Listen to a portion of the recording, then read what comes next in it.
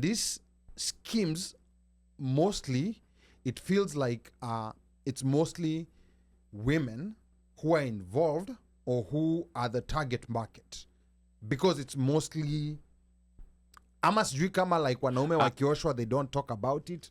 I think you're on to something about wanaume wakioshwa hawaongeagi. If you buy an apartment in Kilimani, chances of that apartment getting a tenant are very low. And most likely the tenant you'll get is somebody who wants to do Airbnb on that unit. And they will come and negotiate a low rent for you, from you, so that they can be at least a breaking even for them.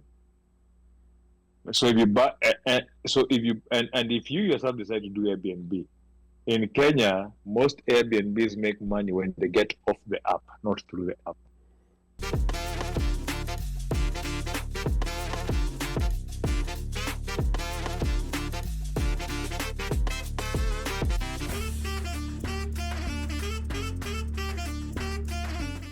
But now, getting on your issue, you're investing. Yes. This is a subject that we've talked about multiple times, but I kind of feel like we still go back to the same problems. We're not gonna stop. But I feel like we keep going back to the same problem as a community. So I'm just trying to figure out. Are we not listening? Where it is that maybe this conversation maybe needs to shift a bit. Now, one thing, that I've always emphasized on now, if I wear my financialist hat, one thing that I always tell people, there's no investment that will beat whatever the federal government is giving you for free. Whatever the federal government, any tax break, which federal government are you talking about? The U.S. federal government. Because we're talking about... No. I'm just taking context because remember, we have a very wide audience. Yes. Okay. Yes, we're talking about the U.S. federal government. Okay. There's a federal government, there's a state government, and then, of course, there's Kenya, where Kenyans who live here, we also invest in Kenya. Because there's also some good and some not so good investment alternatives in Kenya. By investments in Kenya, do you mean the stocks or what are they called? I'm just talking broadly of any investment that gives returns, be it a business, be it stocks, be it bonds, just anything anything that gives returns.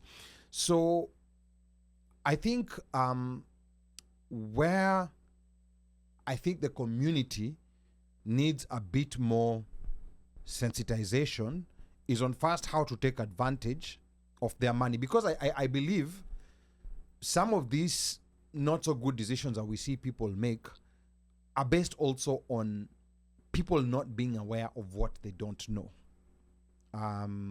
People are not aware of what they don't know, and there are people out there who will openly tell you, talk to me, like I'm a nurse. Even people in very high positions, like people who are earning a lot of money, this thing for finance, it's not as clear and as straightforward as it should be. And part of it is because the systems of education we have here do not necessarily invest a lot in teaching people how to handle their money. Let me. I'm gonna add this caveat. I think the issue is the programming that has been ingrained in many of us. That has, like when a computer is bought. Yeah. It comes with default. If it's a Windows machine, there's default settings. Mm-hmm. And normally when you reboot a machine or when you clear a machine and then you reinstall the software, it goes to default. Then default you have to customize. Settings, yeah. Mm-hmm. So the issue, I believe, is default customization, where we have been defaulted to think this is how my desktop looks. This is it. Yeah, when it comes like this, and that's it. Yeah. If you make any changes, don't even want to change the color. Don't even want to make the change.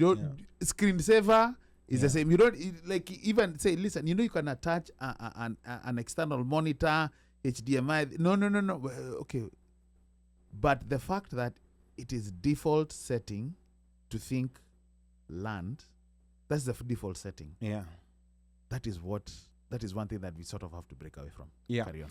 So, and the other thing, I did make a post on Facebook yesterday, and it was kind of like, it was kind of a reminder post of what, and I really dislike telling people I told you so, but unfortunately it keeps happening all the time. And what exactly do I mean? And I don't even know how to get started. So now, one of the default settings, like Mike, you're talking about, that a lot of Kenyans have for a long time is they default to real Land. estate Yes. and land in Kenya. Mogoda. Yes, it's a default setting, and for good reason, and there's some cases where people have gotten some very good returns. They've gotten, like good capital appreciation, and that's fine. However, over the years, as these organized companies that have been coming from Kenya to sell package deals to people in the diaspora, I think the time has come to say that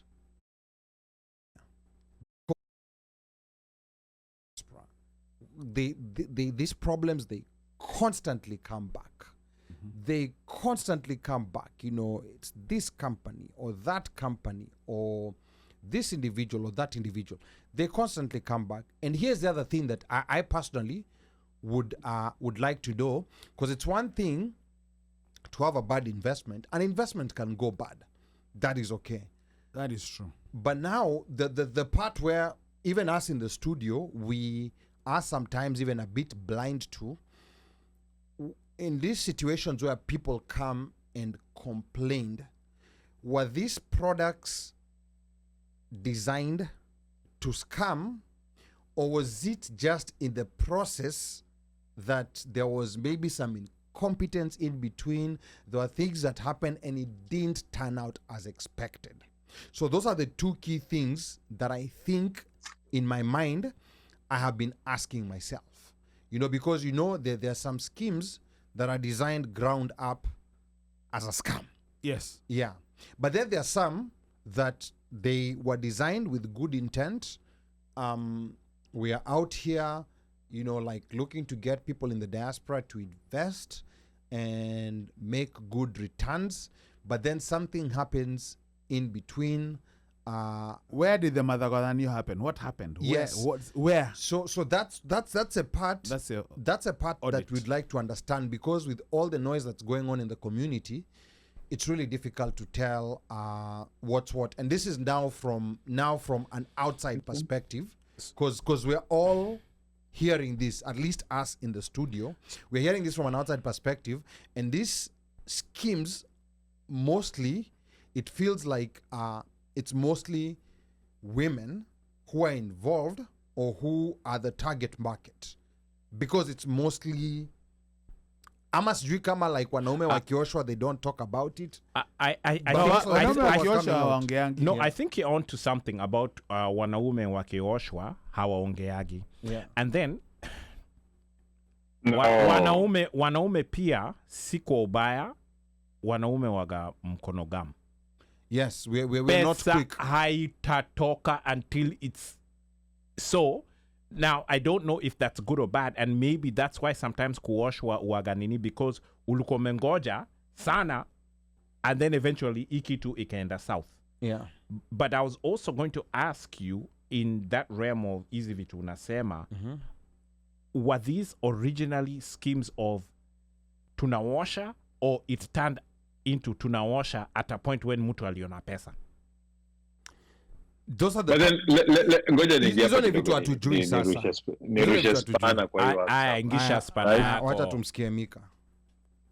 So we saw an influx of these things starting to happen this coming to the diaspora market at around 2016, 17. Yes, right? pre-COVID, yes. That's when we saw this influx of developing and investing back home and developing homes, and it looked like, and it actually looked like a good idea. Was it the last 3 years of Vegas? I think I'd say the last 3 years of Vegas. So many people came, most people came to this country to better their lives. Correct. They came to improve their life from the situation they were back home. And I believe most people will look at this and say, I would like to have an asset for me to own back home, whether if it's an investment or just something nostalgic or a retirement plan. Because most people our age and older, the Gen X's and the millennials, have that dream of going back home. And people want to invest back home and buy something. So giving people an opportunity to go and buy a house and have a home that is theirs, it's not everybody wants to do that. Now, the problem is when it comes to these projects that have been targeted for diaspora, it usually feels like it's a wash and rinse and market, wash, rinse and market. It starts with you first hear the first thing, comes in, it's hyped, you're told it's so many. And the funny thing is, I remember back in the day, we had a guy come to this show and told us how they were working on taking people. Tulikuwa bado Matchbox, alicall some guy from Atlanta and saw this project that mpaka leo sijasikia mtu akisema alipata hizo nyumba. I don't know if you guys remember. That was, I think it was in 2015. That was the first time I heard about these home developments. Remember they were saying, CG, you take out a certain amount of money and then KCB is funding a certain amount. Are you talking about the SACCO? It sounded weird. Are you talking about the the way SACCO? he was making it made it sound so. Sorry, Omosh? Are you talking about the SACCO out of ETL?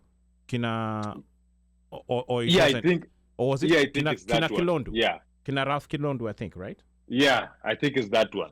Yeah, that was a SACCO out of what is it called? Kenya. Kenyans. Was it Kenyans? No, it wasn't Kenyans. Kenyans is no, for no, the no, ladies. no, Kenyans came in later. These guys are out Kenyans of, came in around they're out of 2018, Atlanta. Oh man, I'll get you the name. Keep going. Yeah, so we've had these things coming in, and it usually it's like a rinse and repeat, and comes out. And every time it comes out more bigger, more glamorous, more better, and it's like there's a good PR that is put in there. First, you see the advertisement of those homes. You see that then in Facebook. I don't know if you guys have ever noticed, but then in Facebook, all of a sudden you get invites. Somebody Mahiga Homes. So you didn't Mahiga Homes. You didn't any homes. Like there's so many people keep giving you this invites, and they're trying to so there's that visibility of that company. Then before you know it, it starts being pushed by somebody here in the diaspora. And that person here in the diaspora always vouches that they've done due diligence and this company is good. And then when it comes to time to deliver, it doesn't deliver. Then the next time you hear it's another home. It's another company that's coming in.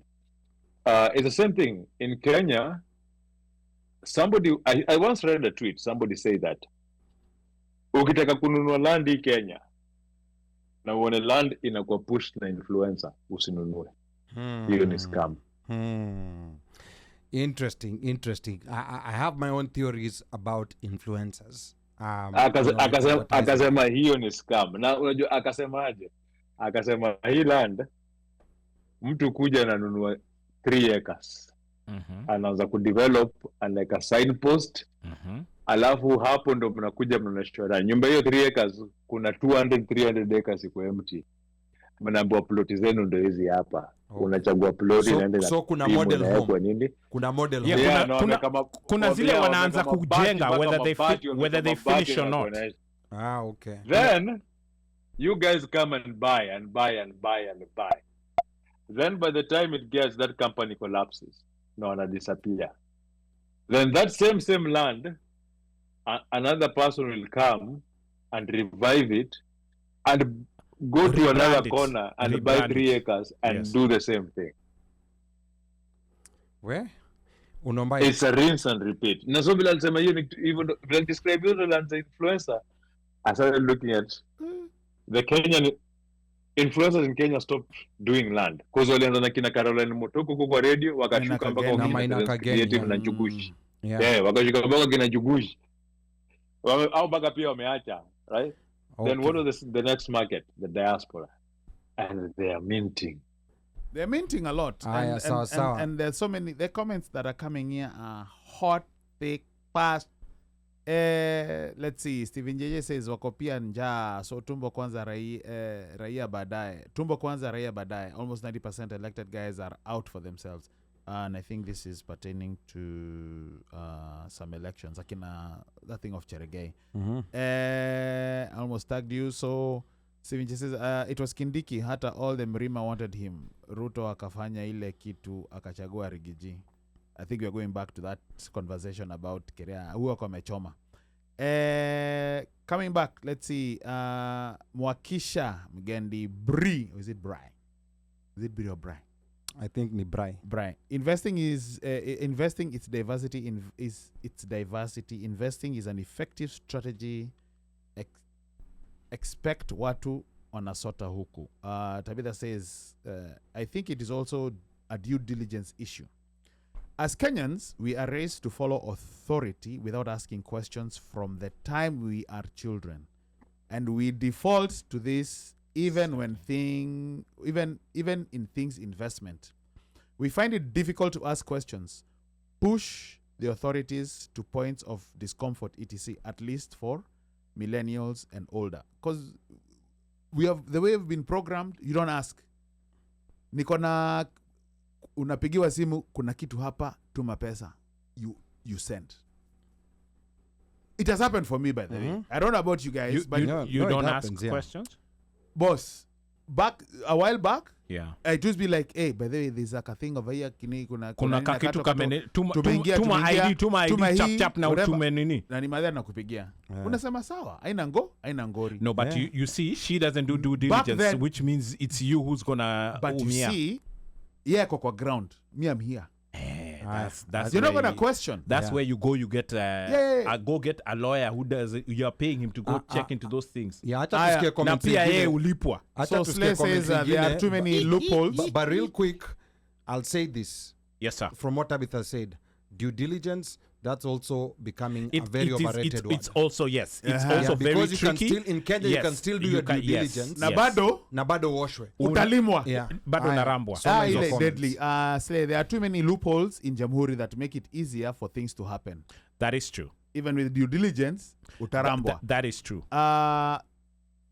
Certain Stevie areas we have been told, I'll just say it out here before you go on. Ile area kina Mavoko hiyo area. Jichunge juu say awana hizo change of use. They cannot change those things. But anyway, go ahead. Wacha niwapigie story ya Mavoko. Nikitoka Dubai. Wacha tumalize comments kwanza. Yeah.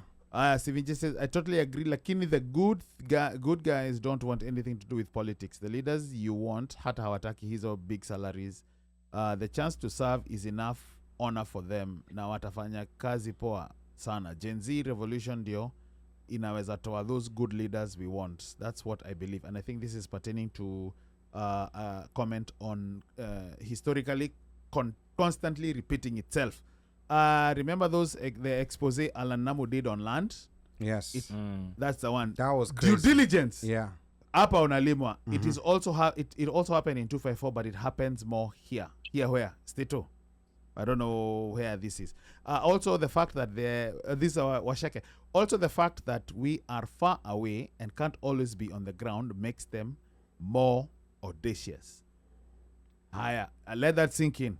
Tabitha says, and Ali, we can also look at patterns. If there's a pattern of which outcomes with that builder, then at the minimum it's intentional negligence, and at the worst it's fraud. Just some thoughts. I don't think it's it. If there's a pattern and there's a pattern of not delivering, but then there's also a pattern of that person not delivering, anaenda bafu, anaoga, anarudi soko.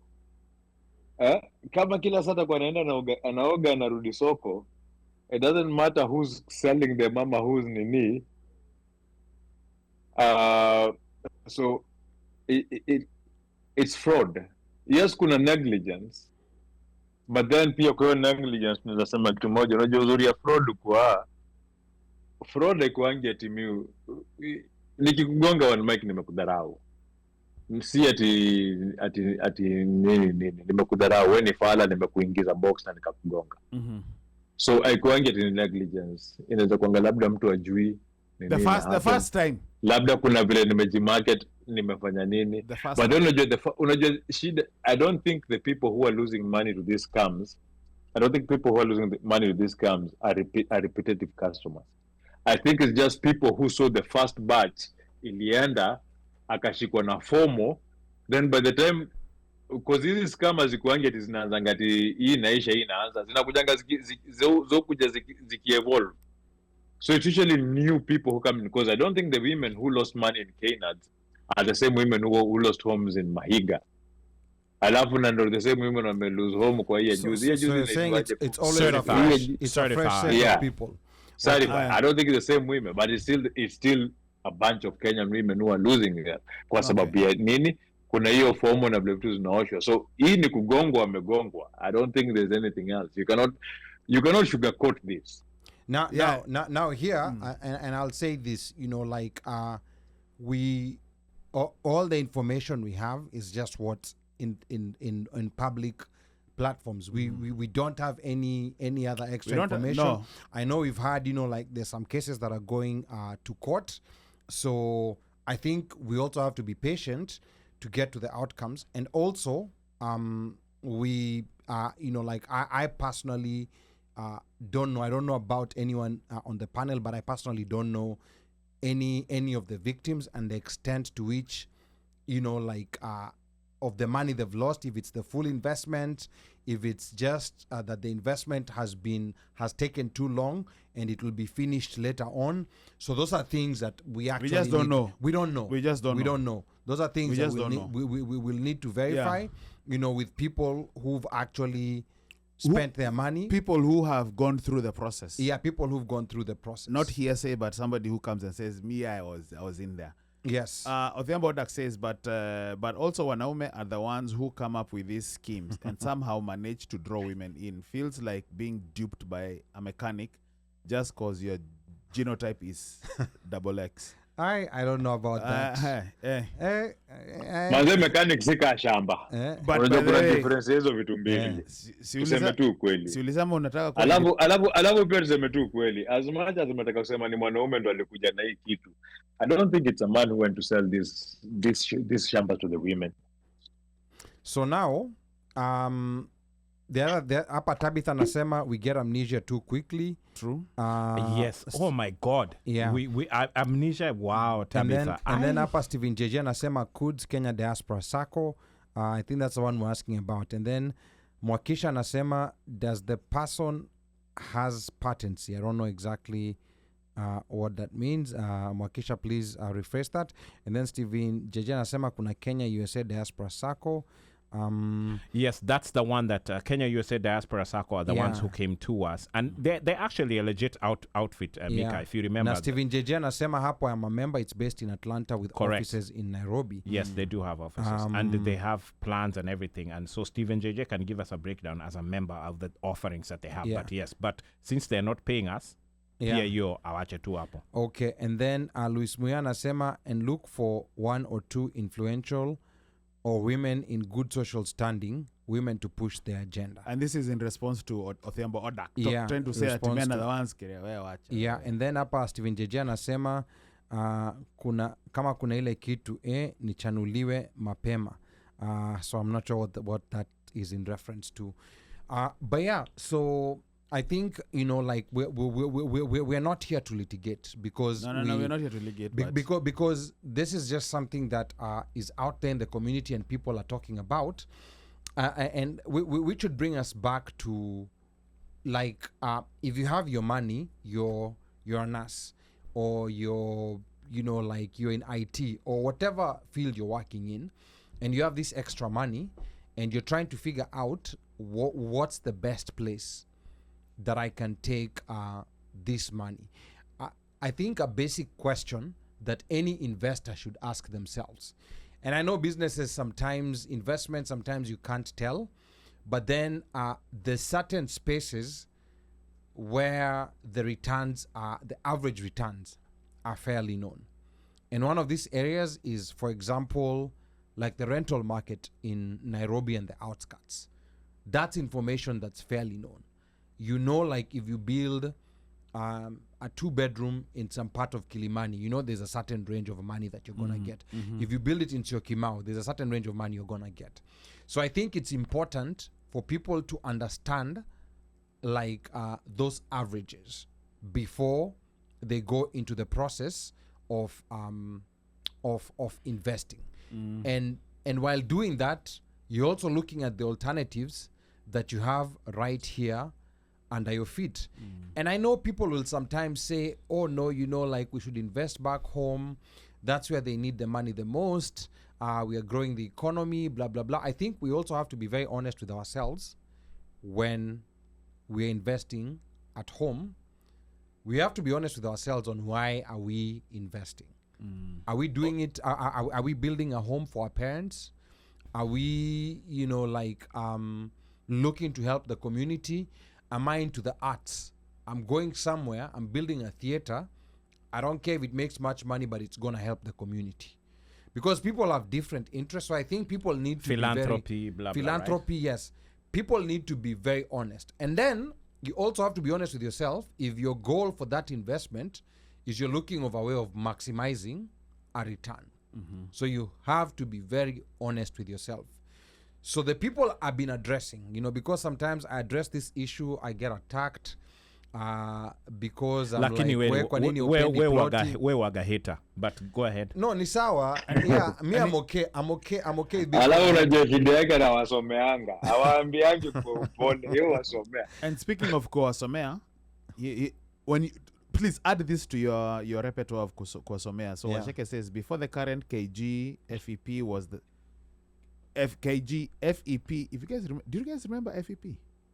I remember that FEP. That was also, it used to be on Mwakilishi a lot. Yeah, FEP. Yeah. Was the largest fraud orchestrated on Kenyans in the US. It was a housing development / resort planned for Embu. I know someone who lost 6 figures in USD. Yeah, so this is a lot of money. Wow. Like it's a lot of money people are losing. So I think it's figures. It's important to talk about it. Yes. So for me, like the attacks from my experience in the industry, I'll tell you one thing with finances, and Washeke is also an expert in the industry. She can also tell you, majority of the people will come tell you, it's my preference, or this is what I want. And that's very nice. But finances is one of the funniest industries where my preference, imagine if you went to a hospital and told the doctor, maybe you're having issues with your gut, maybe you're having weight issues or whatever, and then you go tell the doctor, it's my preference to eat carbs when I want. That's how people behave when it comes to finance. Wanajomwongea kadari alitoaje le Pastor Nganga. Aliambiwa ache kukula nyama, akasomea daktari. Ndio hivyo sasa. Akamwambia mimi nilireziwa bila kukula nyama. Sasa inaweza afford nyama, niache kukula nyama. Get out of here. Yeah, so you see that, unfortunately, that's what people do not respect, the laws of gravity when it comes to finance. Like uko hospitali, ataenda atamsikiza daktari, they'll blindly follow what the doctor tells them. But now when it comes to finances, people are not willing to listen to people who have experience in the industry and people who understand, the concepts of investments, average return, and stuff like. People are not willing to listen. People, come with stories like, oh, this is for the community, this is due for what? And I'm like, that's why you have to be honest with yourself. If you want to help the community, you go help the community. But if you're getting into an investment, because here's my thinking, you're from a village in Mogoiri, and then you're investing in Malindi. Are you really telling me that you're so concerned from Mogoiri, you're worried about the people in Malindi? Is that the reason why you're buying? Watu hawakujui. Yeah, watu hawakujui. And you can't even travel to Malindi. Yes. This thing is simple. Let me say, alimaliza. No, nilikuwa nasema where this is where people just need to be very honest with themselves. For me, at a personal level, like when we are strictly looking at ROI, return on investment, AKA what? Profits. And even we're going to include capital appreciation. We'll include both of those because Sasa your capital appreciation ndio gani? See, you make things simple. So capital appreciation ni kama umenunua nyumba 10 million and then within a year it's now 12 million. So that's 2 million. That's capital appreciation. So your capital has appreciated. Has appreciated, yes. That's the Monica capital appreciation. Capital appreciation. Okay. So profit is like, I hope unaona hiyo nyumba. Slay, you are listening to class. So unaona hiyo nyumba 10 million, yes. maybe you're, let's say, charging rent 100,000 a month. Correct. So 100,000 times 12 is 120,000. So that's the revenue that you get, the income that you're getting from that house. So that's the return.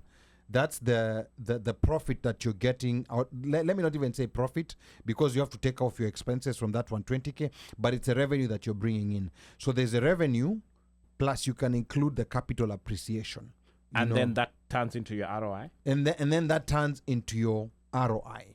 And that capital appreciation, it could vary. Rent, it's fairly steady for through the years, but the capital could also depreciate. Unanunua nyumba 10 million and then 1 year later now market blah blah blah. Yes. Then 1 year later it's 9 million. Yes. So capital can also depreciate. Kina OneMic kuanza kupigana na wale wasewa what are those brothers who called kina Mogiki, and then the revenue goes down because those guys were beating something like that. Sorry. Something like that. Lakini watu wakangemi, lakini waga wanapigana. Something like that. But not to lose the point. Oh, sorry. The markets that are giving the markets that are returning the most. Yes. In Nairobi, and this is now on purchases that were done at a large scale, like an apartment complex. Some of the best returns you'll get in areas like Ruaka, like to a certain extent, maybe you can say Kilimani, although rents have started dropping there. Kilimani is interesting. It's 50-50. Kilimani it depends on when you bought the when you bought and where in Kilimani. Yes, and where in Kilimani. So but generally speaking, what about Utawala? Muaga nasikiaga story nzuri za Utawala, but I'm not sure about Utawala for an investment or for you to live, to buy you as yakuka. So generally speaking, the best returns that you're gonna get, and these are averages, because people will come tell me, oh, but my cousin is getting this. No, we're talking averages, and most likely you're gonna be somewhere around that average. You're not gonna be an outlier. So you would get anywhere between 8%, and this is including capital appreciation. You'll get anywhere between 8%. And a best case scenario, you might get up to 20%. That's a best case scenario. So maybe you're looking between, you might be around the range of 10 to 12%. And these returns are in Kenyan shillings. Correct. And I think that's where people also miss the point. Mika. Mimi nataka kupatia, unajua alia na kwa mzuri alia na waambia hapa na vitu za kizungu. That's very Mika, see you nini? No, it was simple. The thing is this, and I'll start. I'm very grateful for Ali. I'm grateful for Ali. Has been my friend for more than 12 years, and I'm grateful for him because we can have normal conversations, but with those normal conversations, you get little things. Correct. I remember when I was getting into crypto, Ali told me one thing. Make sure hii pesa yenye unaingiza huko kwingine, just make sure maximize 401k yako. Yes. Na maximize portfolio yako ya stocks. Hata kama ni pesa kidogo but uko na hiyo before upeleke pesa zingine nje. Right? And that is something that I've always put into me. So even when I was getting into crypto, when I was getting into Bitcoin at that particular time, yes, I didn't know it would blow up what it is right now, but I remember that point ilikuwa ni pesa ya kuchezea. Yes, right? Play money. Yeah, play money. So, and ilikuwa ni pesa ya kuchezea. The same thing with investment with Kenya, because I usually bounce ideas with you guys. Naambia, hey, this is what it's doing in me. This is what I'm doing. And you guys tell me hapa nafikiria hivi na hivi, like there's never that fear about it. And we argue about it, we agree, we don't agree, but there's always that upper, like if it's a bad, everybody will tell everybody is him. So now we go back to what the topic I interjected on here earlier, kukwambia rate of returns. I'm going to give people a free play here. If you're looking to buy investment property in Kenya, do not buy luxury properties. Usinunue nyumba Lavington. Okay, please. I think you should even define it by amount, because I think hapo pia ndio pali kuna watu waga. No. Basically, yes. If you're looking for investment, ukinunua apartment Kilimani. Yes. Which right now, what are the averages? What are the averages of this? Okay, sorry. I'm gonna get to that. Sorry. Give me time. Sorry. Right? If you buy an apartment in Kilimani, chances of that apartment getting a tenant are very low. And most likely the tenant you'll get is somebody who wants to do Airbnb on that unit. And they will come and negotiate a low rent for you, from you, so that they can be at least a breaking even for them. So if you buy, if you yourself decide to do Airbnb, in Kenya, most Airbnbs make money when they get off the app, not through the app. When you have somebody who's an agent who knows how to look for people. Referral. What Airbnb joke kutafuta referral, yes, nini, but understood. Unajua ile jerajuka inapatikana anytime, like mtu anajua kuuza nyumba, you have to sell the house too. Okay. So you have to sell the house. So that's why you'll find there's some Airbnb agents who sell houses through WhatsApp. Bado anafanya agency through WhatsApp. So you have to find somebody who knows how to do that. Now, there's another different play. Let's do an example here, right? You buy an Airbnb in Lavington, West Kiloleshwa, right? We'll go, let's say, about 20-30 million. Okay. Right? That's probably a 3-bedroom. Yeah. That 20 million, if you can add another 10 million to it, 30 million, when I buy flat at a middle income area, kama kina Babadogo, Kahawa,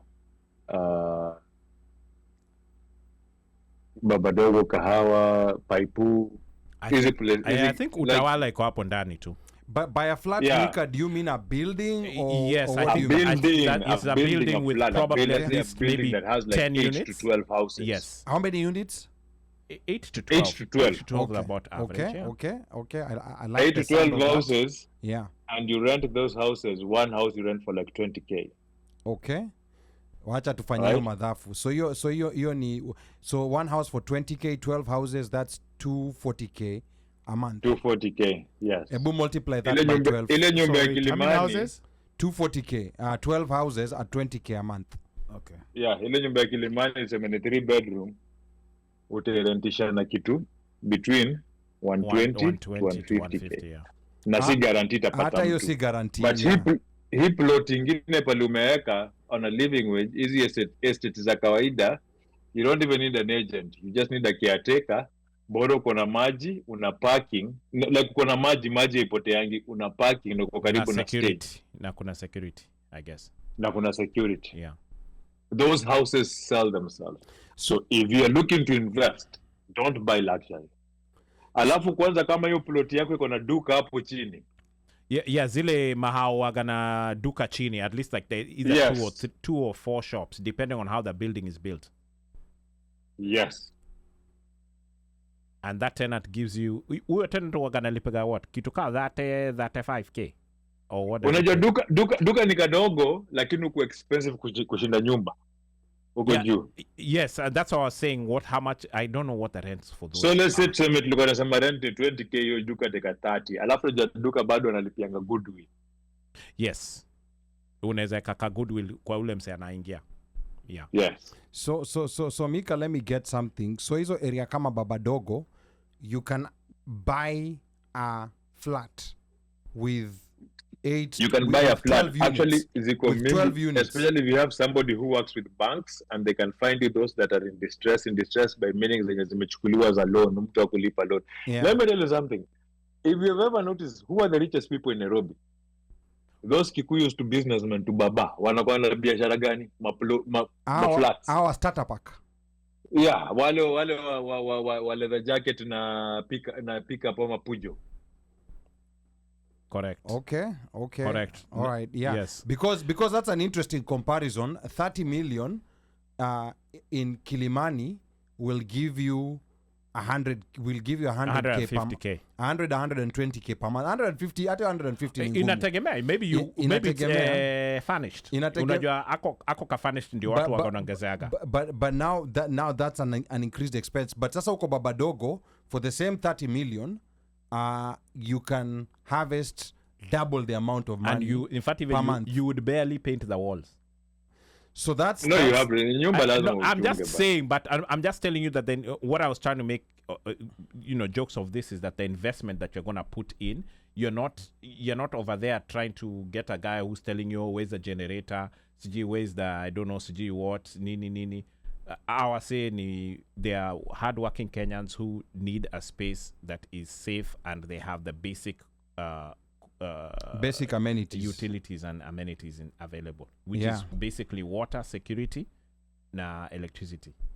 Okay. Yeah, I mean, and that's interesting because that return that Mika is talking about, uko Babadogo, now that comes to about 10%.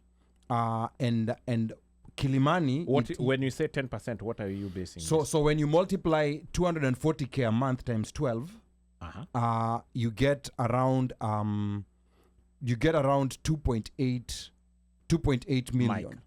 So 2.8 million you divide by the cost of investment, which was 30 million. Understood. So that's where the 10% comes. It's almost 10%. It's like per year. Okay. Yeah. So it's going to take you what? You're saying it's going to take you 10 years?